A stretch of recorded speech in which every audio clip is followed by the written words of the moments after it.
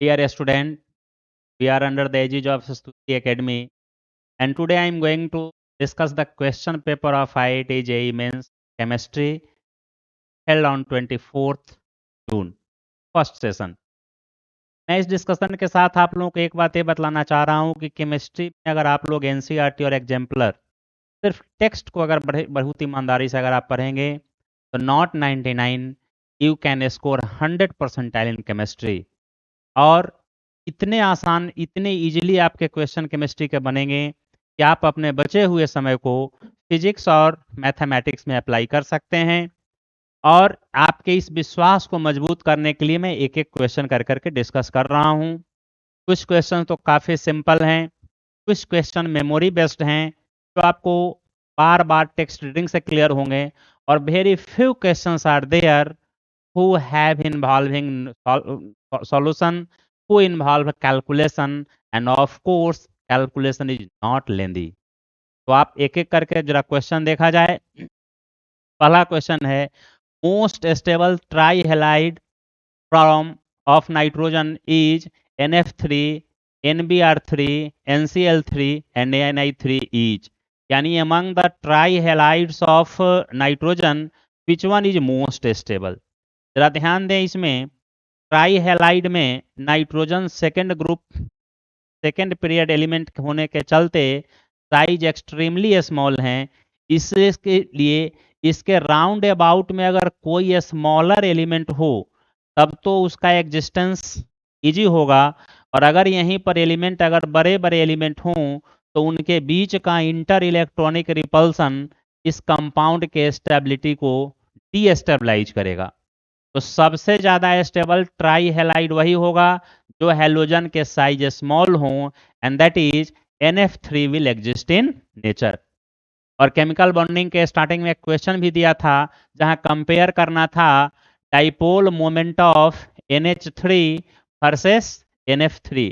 कहीं भी आपने पूरा इंटायर अगर बुक पढ़ा होगा तो कहीं NCl3, कहीं Ni3 या कहीं NiBr3 आपने नहीं देखा होगा। तो ये तो क्वेश्चन जस्ट देखना है और बनाना है। एक आप लोगों को बोनस पॉइंट ही इस क्वेश्चन में मिला था। दूसरा क्वेश्चन जरा देखिए, second question is atom X arranged in HCP unit cell hexagonal closed pack unit cell. इस HCP hexagonal closed pack unit cell के नंबर ऑफ एटम पर unit cell Z is equal to 6 हैं, और वो कौन occupy कर रहा है? X ऑक्युपाई कर रहा है, यानी X इज इक्वल टू 6। अब कह रहा है कि while Y atom occupy 2/3 of tetrahedral void. तो टेट्राहेड्रल वॉइड जो होते हैं वो क्या होते हैं? 2 into number of unit cell. अगर 6 यूनिट सेल मिल करके 6 एटम मिल करके यूनिट सेल को बना रहे हैं तो नंबर ऑफ एटम का ट्वाइस जो होगा वो टेट्राहेड्रल वॉइड होगा, यानी टेट्राहेड्रल वॉइड कितने होंगे? 12 होंगे। तो कहता है कि then percentage of X in unit cell. तो देखिए X जब 6 होगा उस समय Y जो कि टेट्राहेड्रल वॉइड के 2/3 पोर्शन पर है, यानी 12/2/3, यानी कितना होगा? 8। यानी X जब 6 है तो Y कितना है? 8। अब X का परसेंटेज आपको पूछ रहा है तो X का परसेंटेज क्या होगा? 6/8 + 6 14 इंटू 100। क्लियर? तो बड़ा सिंपल है, इस क्वेश्चन का आंसर आप निकाल सकते हैं। और लास्ट को राउंडिंग ऑफ में करना है तो जो भी सॉल्यूशन आएगा 42-43% के आसपास आप कर सकते हैं। बड़ा सिंपल कैलकुलेशन, कहीं कोई लेंदी कैलकुलेशन नहीं है। अगला क्वेश्चन जरा देखा जाए। यहीं पर अगर ऑक्टाहेड्रल वॉइड रहता तो उसका नंबर क्या होता है? n, नंबर ऑफ स्फीयर के बराबर। Tetrahedral twice the number of sphere. अगला क्वेश्चन जरा देखिए, which set of quantum number represent degenerate orbital.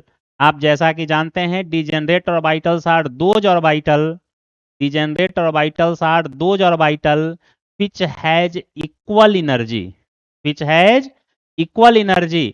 और एनर्जी को हम लोग डिसाइड करते थे अफबाउ प्रिंसिपल से, n + l value determine the energy of subshell, and if n + l is same then orbital will be degenerate.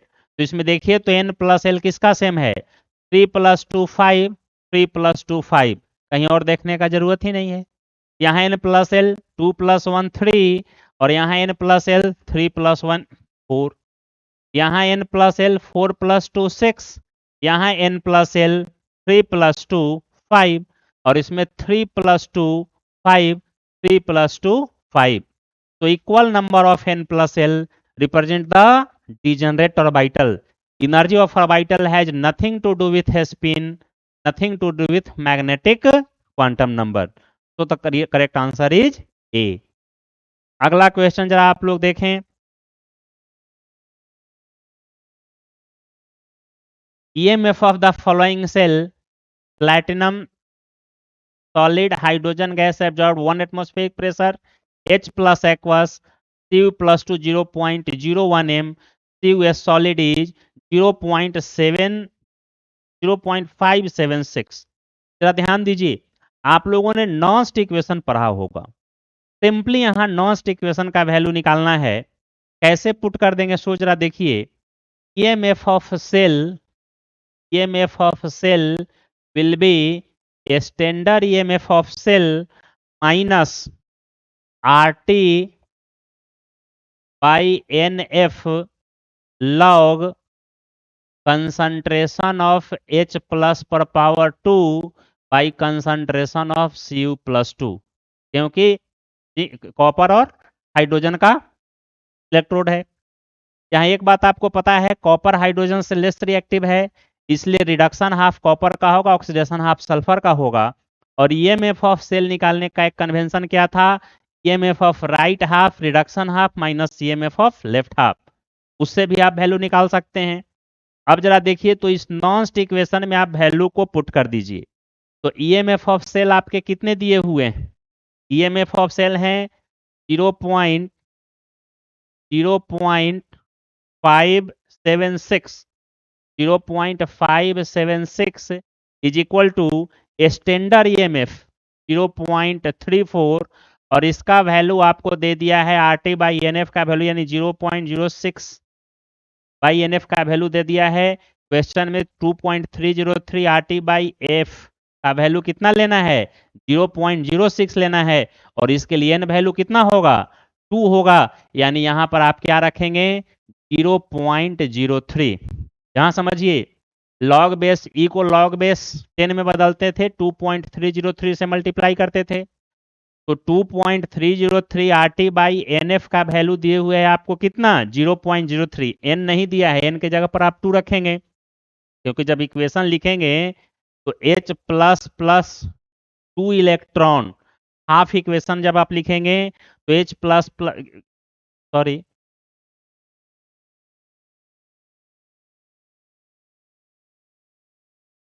Hydrogen converted to H plus giving rise to electron, 2 electron and 2H plus, and copper plus 2 getting 2 electron converted to copper solid।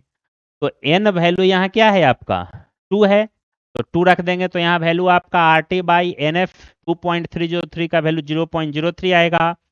और अब इस बाकी value को आप arrange कीजिए, बाकी value को आप अरेंज कीजिए तो देखिए तो यह कितना आएगा? लॉग H प्लस पर पावर 2 है, यानी इसको हम लोग क्या लिख सकते हैं? माइनस लॉग H प्लस पर power 2 plus log concentration of Cu plus 2। इसको हम लोग लिख सकते हैं 0.576 इज इक्वल टू 0.34 माइनस 0.03 और माइनस लॉग H प्लस पर power 2। Minus log H plus क्या होता है? pH होता है, तो इसको हम लोग लिख सकते हैं 2pH plus log concentration of copper plus 2। Okay, अब यहां से pH का वैल्यू जब आप कैलकुलेट करेंगे तो राउंड अबाउट वैल्यू इसका क्या आएगा? 5, क्योंकि जो भी वैल्यू आना है उसको नियरेस्ट इंटीजर तक राउंड ऑफ करना है। तो बड़ा सिंपल था। इनर्ट नॉन्स्ट इक्वेशन का वैल्यू को पहले रखना था, उसमें वैल्यू RT बाई NF की जगह पर n का वैल्यू आपको सेल के हाफ रिएक्शन, ऑक्सीडेशन हाफ और रिडक्शन हाफ से निकालने थे। उस n का वैल्यू रख करके 0.03 का वैल्यू रखना था, बाकी कैलकुलेशन बड़ा सिंपल था। अगला क्वेश्चन जरा आप देखिए।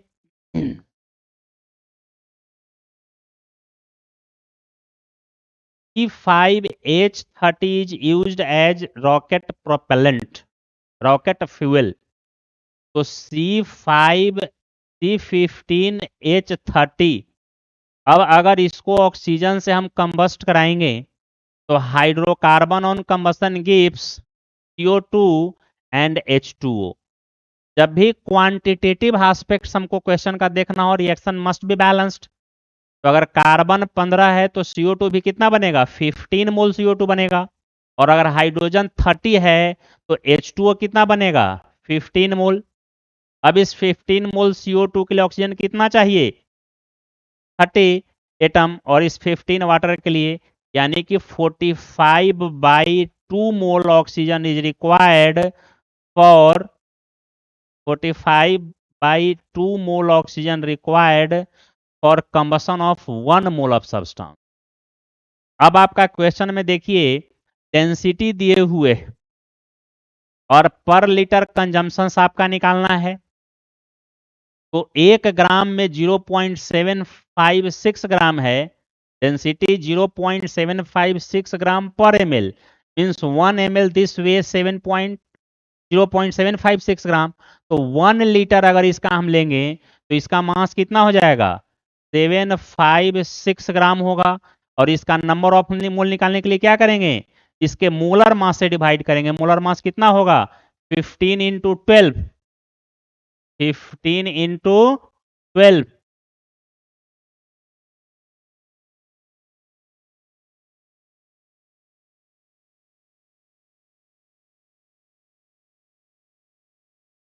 वन 180, ये नंबर ऑफ मोल हमारे निकल गए। अब जरा देखिए स्टोकियोमेट्रिक कोएफिशिएंट क्या कह रहा है, इसके 1 मोल के लिए इसका कितना चाहिए, 45/2 मोल, और यह बनेगा कितना, 15 मोल। तो यह अगर 756/180 है तो यह कितना बनेगा, 756/180 इंटू 45/2। और यह अगर 756/180 है तो इसका 15 टाइम्स CO2 बनना चाहिए, यानी CO2 कितना बनेगा, 756/180 इंटू 15। अब आपका पूछ रहा है mass of CO2 produced and find the mass of oxygen. Number of moles को मास में कन्वर्ट करना है, मोलर मास से मल्टीप्लाई कर देंगे 32 से, और इसको मल्टीप्लाई कर देंगे 44 से। अब कैलकुलेशन के बाद लगभग इसका आंसर 2500 2600 के आसपास आएगा, और इसका आंसर लगभग 2370 के आसपास आएगा।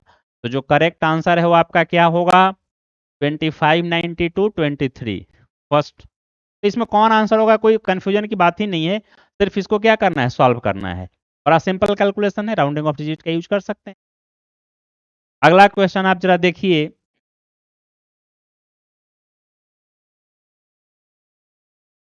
What is the concentration of glucose solution in intravenous injection in gram per liter which is ISO, ग्राम पर लीटर, जरा ध्यान दीजिएगा। कंसंट्रेशन आपको किस में निकालने हैं, ग्राम पर लीटर में निकालने हैं। which is isotonic with blood solution which has osmotic pressure 7.93 बार। तो आइसोटोनिक का मतलब ऑस्मोटिक प्रेशर सेम होना चाहिए, यानी जो सॉल्यूशन है उसका osmotic pressure pi is equal to CRT, और पाई कितना होना चाहिए, ब्लड के ऑस्मोटिक प्रेशर के बराबर, इज इक्वल टू CRT। यहां से C का वैल्यू निकालेंगे। C का जो वैल्यू आपका आएगा वह कंसंट्रेशन इन मोलरिटी होगा, उसको ग्राम पर मोल में, अगर ग्राम पर लीटर में अगर निकालना है तो मोलर मास ऑफ ग्लूकोज 180 से मल्टीप्लाई करना होगा। कैलकुलेट करेंगे, गुना भाग करेंगे, लगभग लगभग 58 ग्राम पर लीटर के आसपास कंसंट्रेशन आएगा। कुछ नहीं करना है, C is equal to what, C is equal to what, 7.93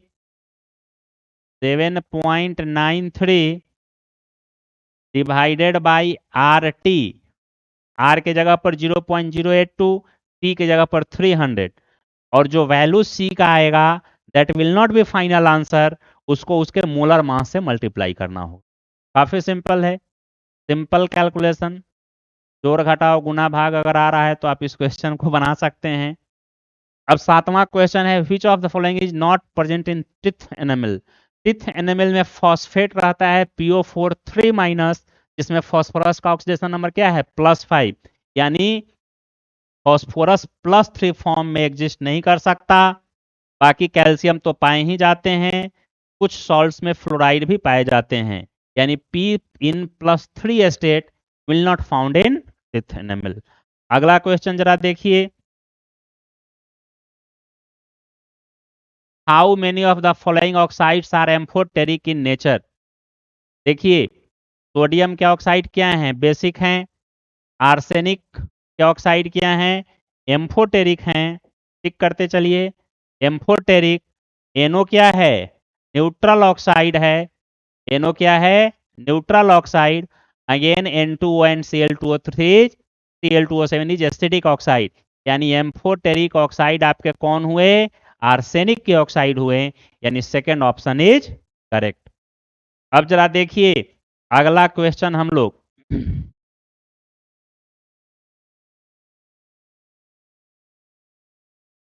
how many of the following oxides are amphoteric, ठीक है। A cation Y plus on reaction with reagent X formed red color complex. Then cation Y plus and the reagent X are respectively. अब इसमें कुछ नहीं है, memory based question है। इन सबों को अगर ध्यान से देखेंगे तो रेड कलर निकेल और DMG के रिएक्शन में ही आता है, और रेड ब्लड कलर आता है इसका। इसका कलर क्या आता है, रेड ब्लड कलर आता है। तो मेमोरी बेस्ड क्वेश्चन है, जस्ट देखते ही आप टिक कर सकते हैं। With in few seconds you can solve the question. अगला क्वेश्चन जरा देखिए, विच of the following use for commercial production of di hydrogen. Preparation of hydrogen NCERT में देखे होंगे, वहां दो रिएक्शन दिया है, water gas shift reaction and gas qualification. यानी कि कुछ नहीं, अगर H2O को रिएक्ट कराया जाए कार्बन के साथ हाई टेम्परेचर पर, कार्बन ऑक्सीजन के साथ रिएक्ट करके CO2 गैस बनेगा, बाहर निकल जाएगा, और हाइड्रोजन गैस का फॉर्मेशन होगा। यानी which is used in commercial production of dihydrogen, then carbon will be used to produce hydrogen. इसको क्या कहेंगे, वाटर को कार्बन पर पास कराएंगे रेड हॉट कोक पर, टेम्परेचर हाई होना चाहिए। Simple question. अगला देखिए क्वेश्चन नंबर 11, इसमें थोड़ा सा ध्यान देना है, हाइब्रिडाइजेशन का क्वेश्चन। तो जब PCl5 का आप हाइब्रिडाइजेशन निकालेंगे तो इस PCl5 के देखो तो बॉन्ड पेयर कितने हो रहे हैं हमारे, 5 हो रहे हैं, और फास्फोरस के वैलेंस शेल में 5 इलेक्ट्रॉन, यानी लोन पेयर 0 है। तो lone pair plus bond pair is hybrid orbital required, and if hybrid orbital required is 5, then hybridization will be sp3d। यानी PCl5 का हाइब्रिडाइजेशन क्या होगा, sp3d होगा। अब उसके बाद देखिए BRF5 का बड़ा सिंपल है, तो जो सिंपल हो पहले कॉलम मैचिंग में उसी को बनाना है, दिस इज द ट्रिक, ताकि कोई कॉम्प्लेक्स है उसको बनाना ही होगा, लास्ट में ऑटोमेटिकली मैच हो जाएगा। तो ब्रोमीन के वैलेंस शेल में 7 इलेक्ट्रॉन, और ये बॉन्ड कितना बना रहा है, 5 बना रहा है। बॉन्ड कितना बना रहा है, 5। तो 5 बॉन्ड पेयर हो गए, और 7 वैलेंस शेल में इलेक्ट्रॉन था, 5 इलेक्ट्रॉन कंज्यूम्ड इन शेयरिंग, तो 2 इलेक्ट्रॉन इसके पास बच गए, यानी लोन पेयर कितना रह गया, 1। तो हाइब्रिड ऑर्बिटल रिक्वायर्ड 6, इसलिए हाइब्रिडाइजेशन क्या होगा, sp3d2। चूंकि हाइब्रिडाइजेशन में देखो सबसे पहले s के 1 ऑर्बिटल यूज होते हैं, तब p के 3 ऑर्बिटल, और तब d के 5 ऑर्बिटल हैं, लेकिन उतना का जरूरत नहीं है, d के 2 ऑर्बिटल या 3 ऑर्बिटल तक मैक्सिमम यूज हो सकते हैं। तो A1 2 3 4 5 6 हाइब्रिड ऑर्बिटल रिक्वायर्ड होने का मतलब 1 s 3 p और d का कितना 2, तो sp3d2। अब प्लैटिनम CN4 है, यह स्ट्रॉन्ग लिगेंड है, इसलिए इनर ऑर्बिटल कॉम्प्लेक्स करेगा। CN4 ऑक्सीडेशन सेंट्रल एटम का कोऑर्डिनेशन नंबर 4 से हम लोगों को पता चल गया कि हाइब्रिड ऑर्बिटल रिक्वायर्ड 4 चाहिए, और इस 4 हाइब्रिड ऑर्बिटल रिक्वायर्ड के 2 ऑप्शन हैं, या तो एक s और 3 p यूज हो जाएं अगर आउटर ऑर्बिटल कॉम्प्लेक्स है तो, और अगर इनर ऑर्बिटल कॉम्प्लेक्स है, कोई स्ट्रॉन्ग फील्ड लिगेंड है जो पेयरिंग कराता हो, तब फिर वहां क्या हो जाएगा, DsP2। And as we know cyanide is a strong field ligand, तो दिस इज द ऑप्शन। तब बचा हुआ D2sp3 अमोनिया का कोबाल्ट के साथ होगा, कोई कंफ्यूजन का चांस नहीं है। तो अगर ये आपको पहले से प्रैक्टिस किया हुआ है तो 2-2 सेकंड का चीज है, लोन पेयर और बॉन्ड पेयर को कैलकुलेट करना है, and total number of hybrid orbital is reflection of hybridization. Hybridization किधर से करेंगे, इस सबसेल का पहले, तब पी का, तब डी का। अगला क्वेश्चन जरा देखिए,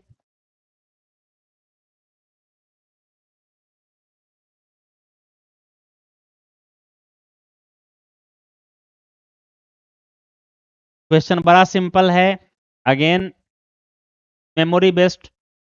cobalt is a metal and CO is carbonyl neutral ligand. कह रहा है कि 2 कोबाल्ट एटम हैं और उसके साथ 8 कार्बोनाइल ग्रुप हैं। बतलाना है आपको number of cobalt cobalt bond अगर X है, terminal cobalt and CO carbonyl bonds अगर Y हैं, तो दोनों मिलाकर के कितने होंगे।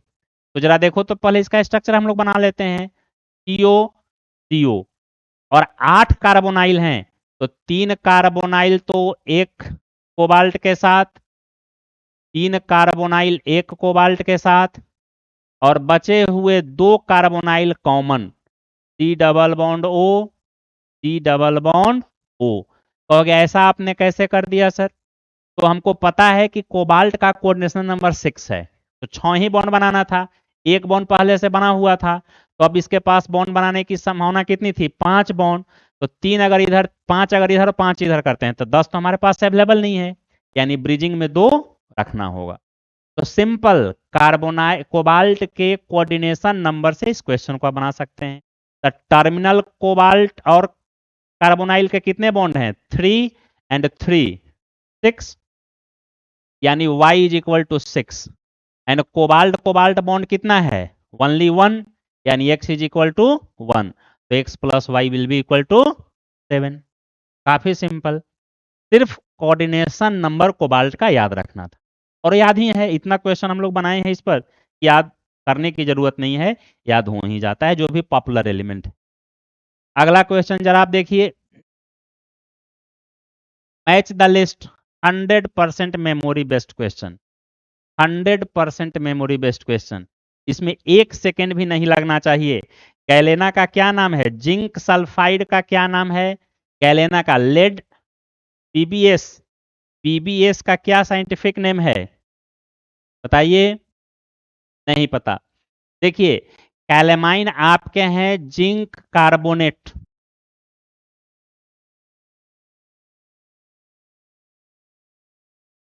कैलेमाइन आपके हो गए जिंक कार्बोनेट,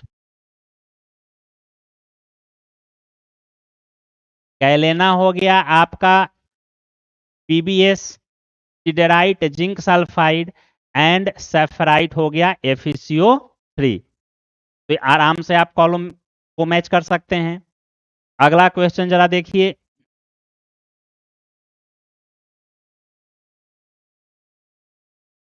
ये ऑप्शंस थे आपके, तो उसके अकॉर्डिंगली ऑप्शन को सेट करना है।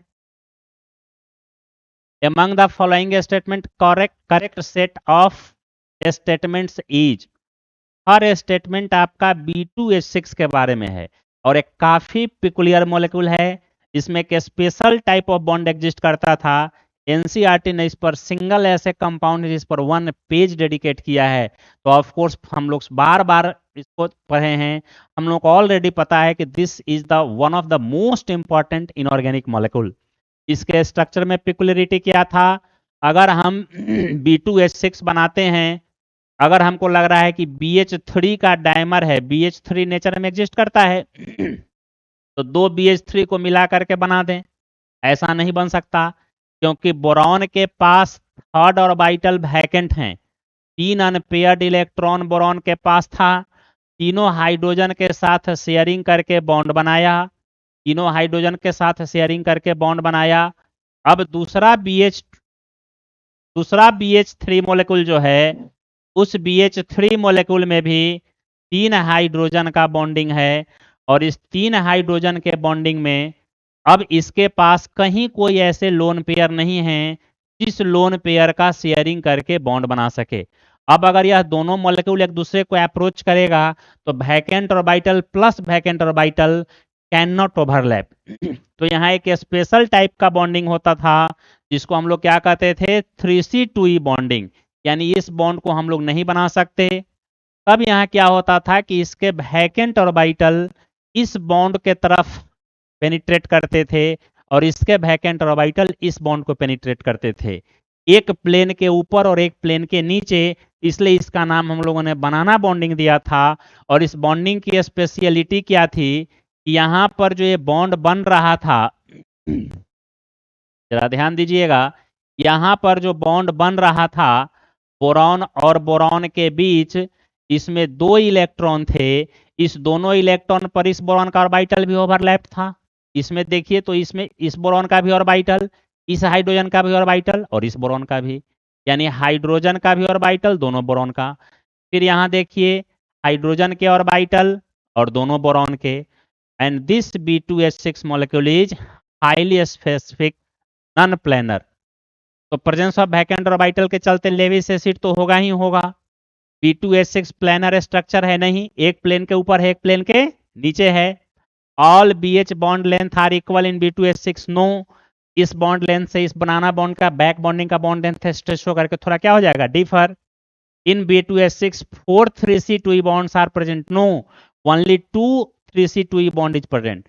3 centered 2 इलेक्ट्रॉन बॉन्ड, 3C2E का मतलब क्या था, 3 सेंटर्ड 2 इलेक्ट्रॉन बॉन्ड। 3 सेंटर थे बोरॉन, हाइड्रोजन, बोरॉन, और इलेक्ट्रॉन मात्र कितना था, 2। B2H6 can be prepared by reaction of BF3 and NaBH4, yes, can prepared। यहाँ रिएक्शन क्या था, आप जरा ध्यान दीजिए, याद आ रहा होगा आपको। BF3 को जब रिएक्ट कराते थे NaBH4 के साथ,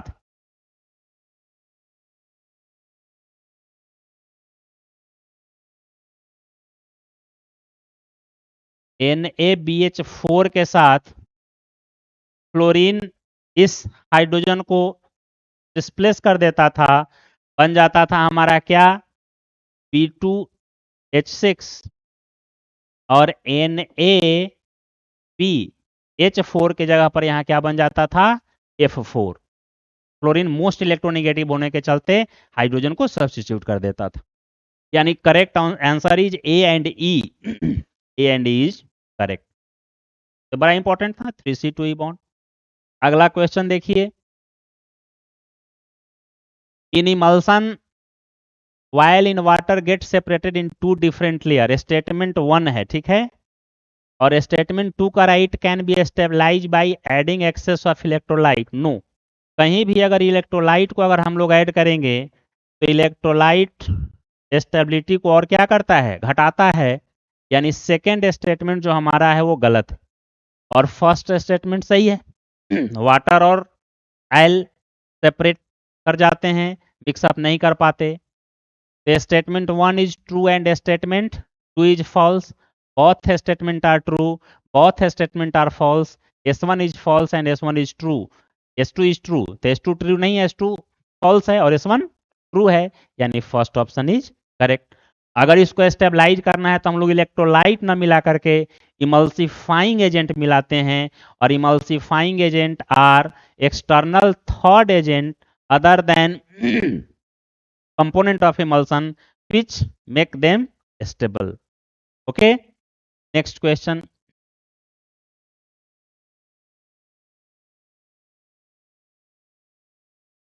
for the equilibrium reaction A plus B half C, correct relation between degree of dissociation of equilibrium means alpha, pressure and equilibrium constant। ये क्वेश्चन थोड़ा ठीक है। अब देखिए तो अगर आप रिएक्शन ले रहे हैं A plus B giving rise to, sorry A plus B नहीं,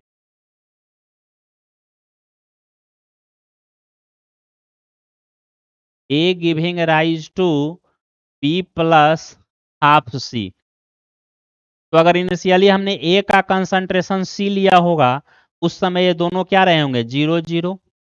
जैसे रिएक्शन प्रोसीड किया होगा, फॉरवर्ड डायरेक्शन में बी और सी बनना स्टार्ट हुए होंगे। जैसे ही बी और सी बना होगा, फिर बैकवर्ड रिएक्शन भी स्टार्ट हो गया होगा, और एक समय ऐसा आएगा कि रेट ऑफ फॉरवर्ड रिएक्शन और rate of backward reaction equal हो जाएंगे, and after that there is no change in composition.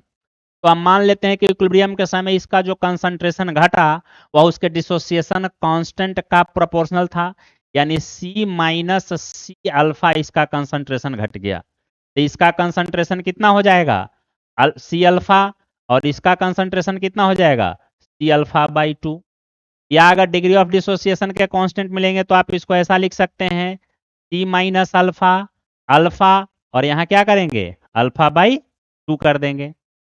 अब जब इक्विलिब्रियम कांस्टेंट का वैल्यू हम लोग के निकालते हैं, तो अगर यहाँ एक्टिव मास प्रेशर को अगर हम लोग लेते हैं, तो केपी का वैल्यू क्या आएगा, partial pressure of B into partial pressure of C पर power half by partial pressure of ए।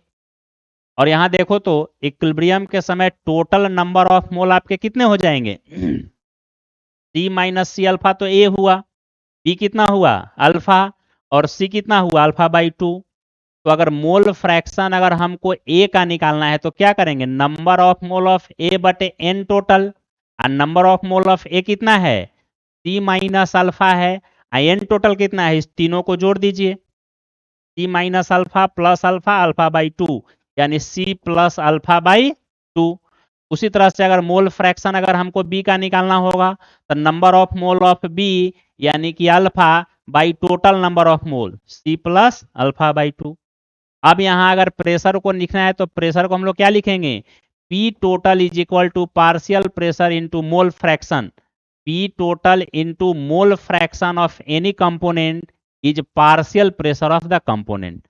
अब पीए पीबी के जगह पर मोल फ्रैक्शन ए और बी से मल्टीप्लाई करके वैल्यू रखेंगे, कैलकुलेट करेंगे, करेक्ट आंसर आपका क्या आ जाएगा, ए।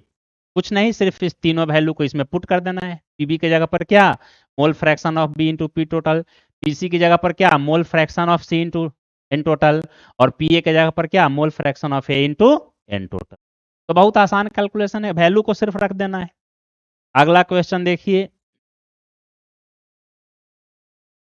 First order reaction of following graph is obtained between log k and 1000 by T, then activation energy of the reaction.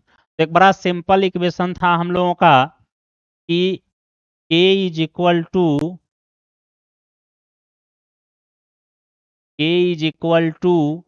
A E पर power minus A by R T, यानी कि log k is equal to log A minus A by R T.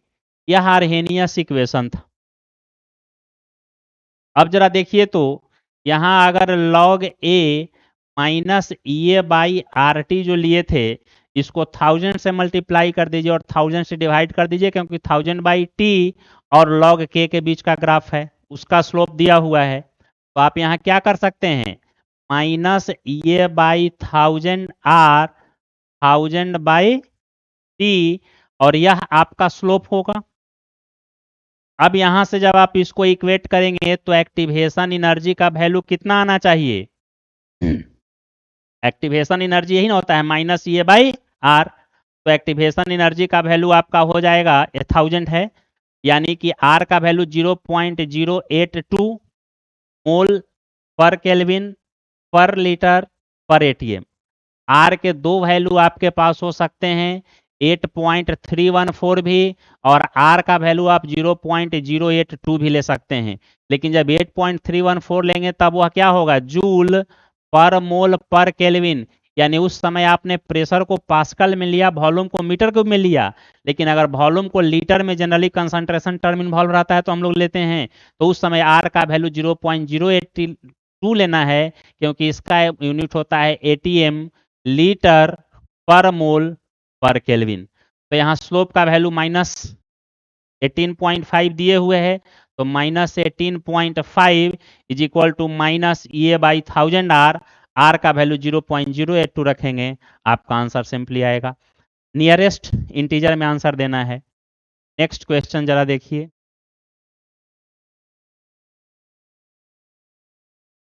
The difference between oxidation state of chromium in chromate and dichromate.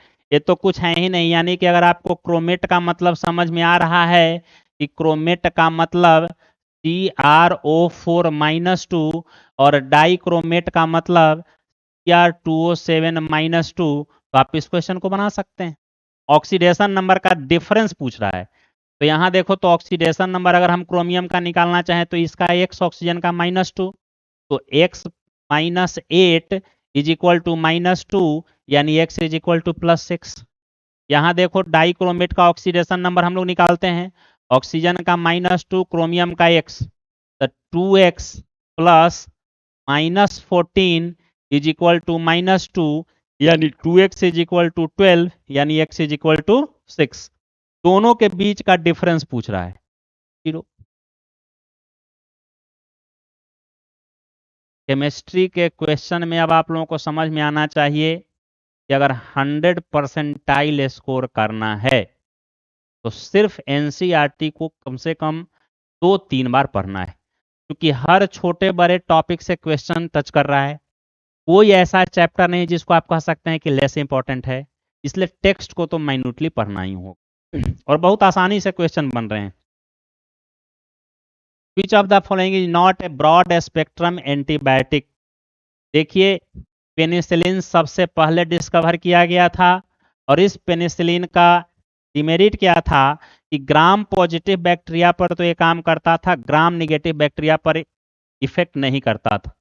बाद में हम लोगों ने synthetic penicillin के ही group का antibiotic बनाया जो ग्राम पॉजिटिव और निगेटिव दोनों पर काम करता है, और वह एंटीबायोटिक जो लार्ज नंबर ऑफ पैथोजेंस को किल कर सकता है उसको ब्रॉड स्पेक्ट्रम कहते हैं।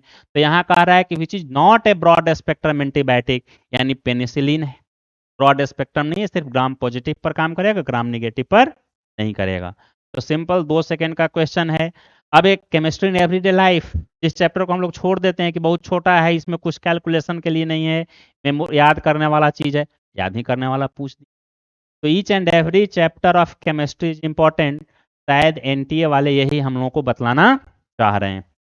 अगला क्वेश्चन जरा देखिए, ऑर्गेनिक का बड़ा सिंपल मैकेनिज्म है, अगर मैकेनिज्म क्लियर है तो आसानी से बनेंगे। क्वेश्चन कह रहा है कि एक कंपाउंड लिया गया मिथॉक्सी मिथॉक्सी बेंजीन ब्रोमीन, उसको 2 स्टेप में रिएक्ट करा रहा है, 1 2 3 4। एरो के बाद अगर कहीं पर एक साथ ढेर सारे रिएजेंट दे दें, इसका मतलब एक ही साथ सभी एक्ट कर रहा है। लेकिन अगर एरो के बाद 1 और 2 करके दिया हुआ हो, 1 में ए 2 में बी, मतलब पहले एक कैटलिस्ट काम किया, कुछ इंटरमीडिएट बना, उसके बाद बी का एक्शन हुआ। अगर 1 2 3 दे करके नहीं दिया हुआ मतलब सभी कैटलिस्ट एक ही स्टेप में काम कर रहे हैं। तो जरा देखिए, तो अब इसमें कैसे, कितना सिंपल है। सबसे पहले NaCN ले रहा है, यहाँ पर आपका क्या है, ब्रोमीन है, ब्रोमीन न्यूक्लियोफाइल है, CN भी क्या है, न्यूक्लियोफाइल। तो न्यूक्लियोफिलिक सब्स्टिट्यूशन रिएक्शन सबसे पहले होगा और आपके फॉर्मेशन किसके हो जाएंगे, Br will be substituted by CN। और सेकेंड स्टेप में इसको रिएक्ट करा रहा है साइक्लोहेक्सेनोन, साइक्लोहेक्सेनोन इन कंटिन्यूएशन होना चाहिए IUPAC ने। तो साइक्लोहेक्सेनोन का मतलब कीटोन C डबल बॉन्ड हो। अब देखिए यहाँ भी पाई बॉन्ड और इस CN में भी क्या है, 3 पाई बॉन्ड है। एडिशन रिएक्शन सिंपली होगा और फॉर्मेशन किसका बन होगा, ध्यान दीजिए, इसी को समझना है। OCH3, थोड़ा कलर में चेंज कर रहा हूँ, फेंटेड आ रहा है, ठीक है। यहाँ CN का बॉन्ड, 2 बॉन्ड अगर टूटा, CN के 2 पाई बॉन्ड अगर टूटेंगे तो नाइट्रोजन का भी 2 बॉन्ड खाली हुआ और कार्बन के भी 2 बॉन्ड खाली हुए। हाइड्रोजन और निकेल हैं ही, यानी नाइट्रोजन के जो 2 बॉन्ड खाली हुए थे वहां दोनों क्या जुड़ जाएंगे, हाइड्रोजन। अब कार्बन के जो 2 बॉन्ड खाली हुए थे यहाँ पर भी बॉन्ड ब्रेक करेगा, तो एक बॉन्ड इसको अगर ब्रेक हम लोग कर दें तो इसका भी एक बॉन्ड खाली और इस कार्बन का भी एक बॉन्ड खाली, यानी यहां पर साइक्लोहेक्सेनोन तो था ही, यहां पर एक हाइड्रोजन क्या होगा आकर के, एक बॉन्ड, दो बॉन्ड, तीन बॉन्ड, और चौथा हाइड्रोजन कार्बन के साथ कि ऑक्सीजन के साथ। यहां समझिए, तो ऑक्सीजन पर डेल्टा माइनस, कार्बन पर डेल्टा प्लस, यानी हाइड्रोजन जो आपके जुड़ने थे वो मोर इलेक्ट्रोनेगेटिव एलिमेंट पर जुड़ेगा। यानी इस पर जो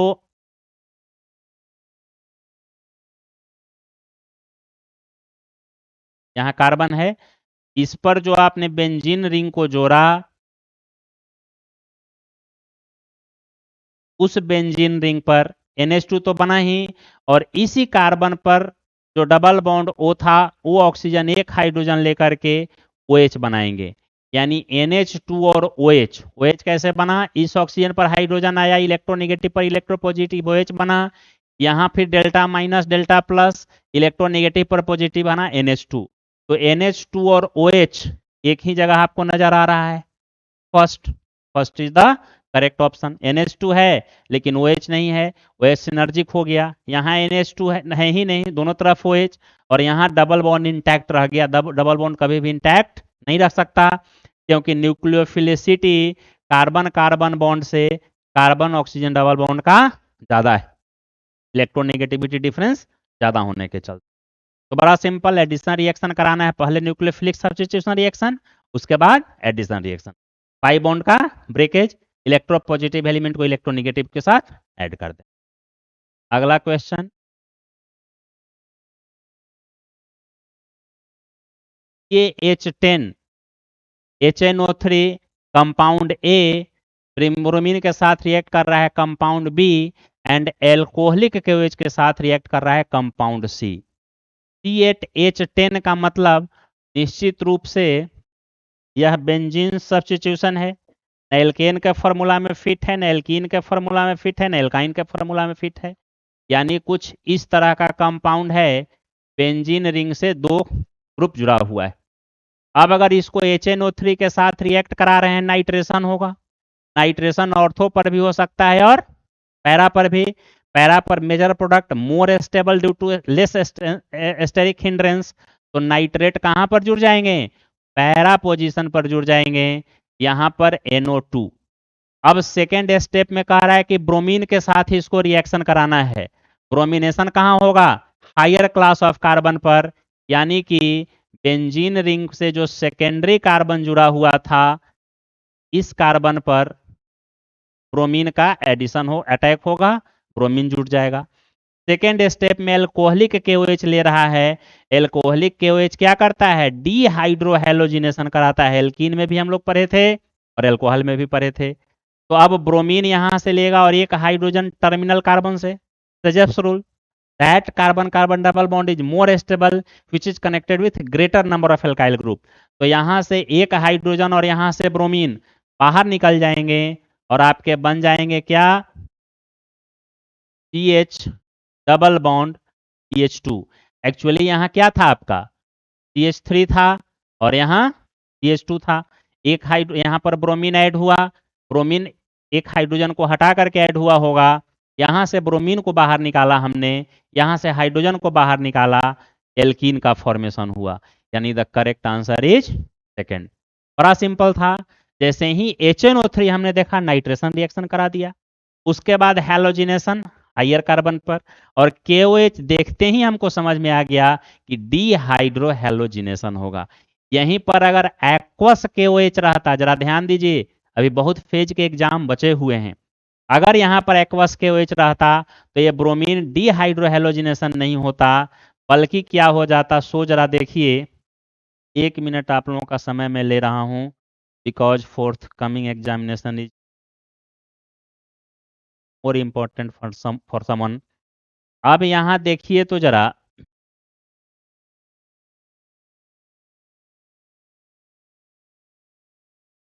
यहाँ पर आपने ब्रोमीन ऐड कराया।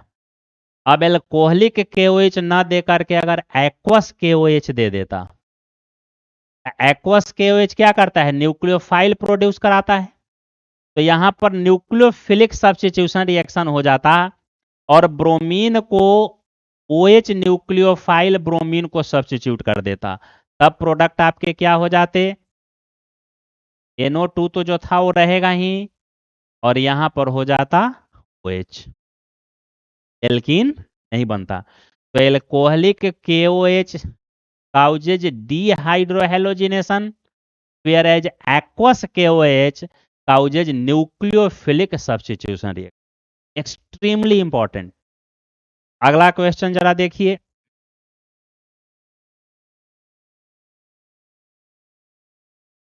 Which of following will form polyester.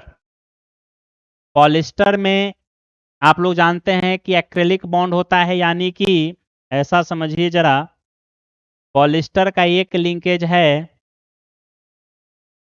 C double bond OCO carboxylic acid से हाइड्रोकार्बन के हाइड्रोजन बाहर निकलते हैं और इनके बीच एडिशन होता है OCH2।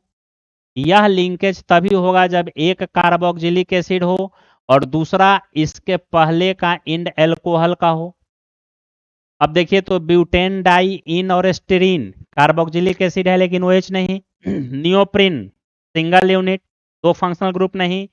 Melamine formaldehyde CHO and NH2, यानी इसमें देखिए तो हाइड्रोक्सिल ग्रुप भी है और हाइड्रोक्सी पेंटेनोइक एसिड यानी COOH भी है, और क्या है OH भी है एक टर्मिनल पर।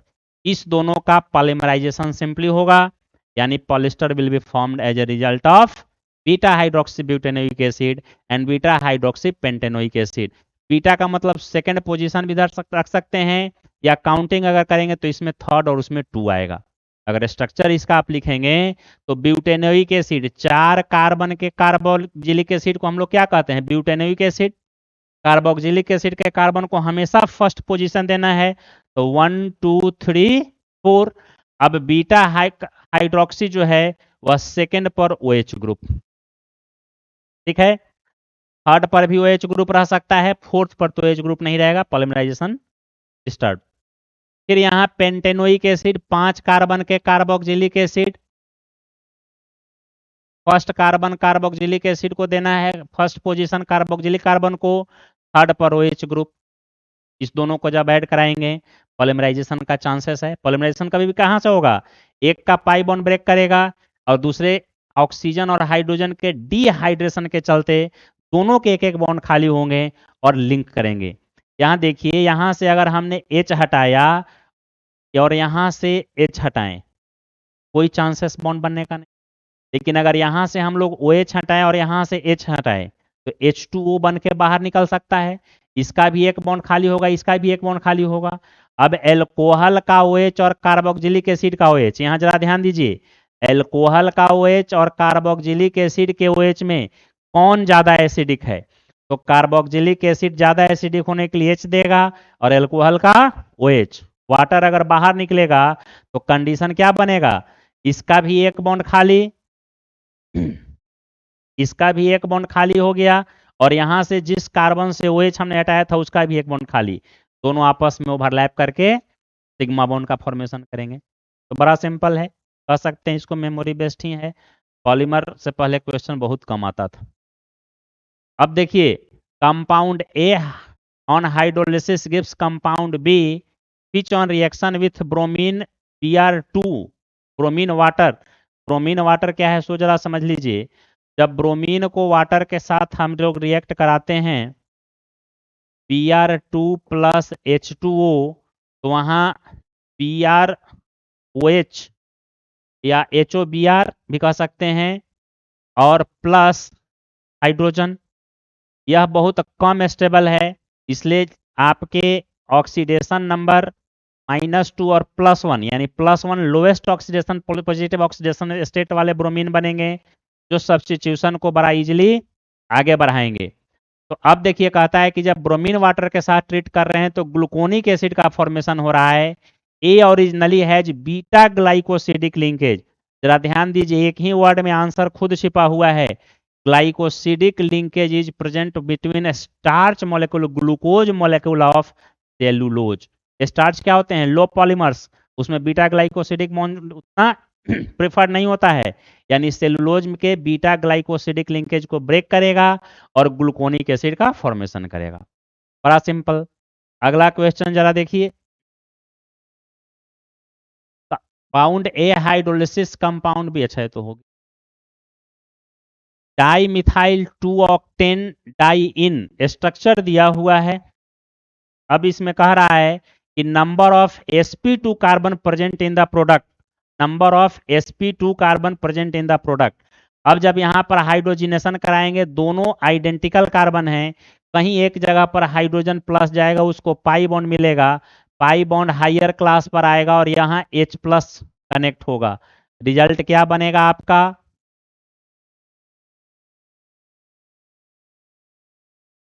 यहां पर हाइड्रोजन आ गया, इस कार्बन पर प्लस चार्ज डेवलप कर जाएगा, यानी कि पाई बॉन्ड कितना है? एक। यानी यह कार्बन भी sp2 और यह कार्बन भी क्या? sp2। यानी sp2 number of sp2 carbon atom present in the product is 2।